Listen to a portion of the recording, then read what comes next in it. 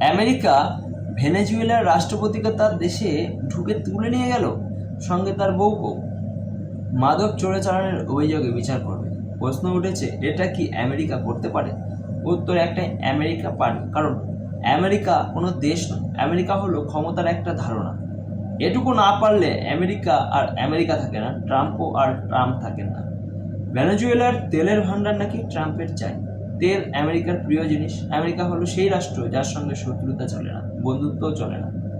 স্বাধীন দেশ, আন্তর্জাতিক আইন, সার্বভৌমত্ব এসব কেবল দুর্বল দেশ মতো। আমেরিকার জন্য এসব নয়। শক্তির কোনো সিলেবাস নেই, সে নিজেই সিলেবাস দেখে। আমেরিকাকে আমার বাংলা সিনেমার মিঠুন চক্রবর্তী মনে হয়। সেই যে এমএলএ ফারাকৃষ্ট, খবর পড়ে না, খবর দেখে না, খবর তৈরি করে। আজ যে বন্ধু, কাল সে নিষেধাজ্ঞায় তালিকায়। আজ যে প্রিয় রাষ্ট্রপ্রধান, কাল সে অভিযুক্ত। পৃথিবী যদি একটি খণ্ডগ্রাম হয়, আমেরিকা তার পঞ্চায়েত প্রধান। আমেরিকার সঙ্গে শত্রুতা চলে না, কারণ সে শত্রুকে বাঁচতে দেয় না। বন্ধুত্ব চলে না, কারণ বন্ধুত্বের তাই ক্ষমতার শত্রু। এরা নরেন্দ্র মোদীরা বুঝে গেছে।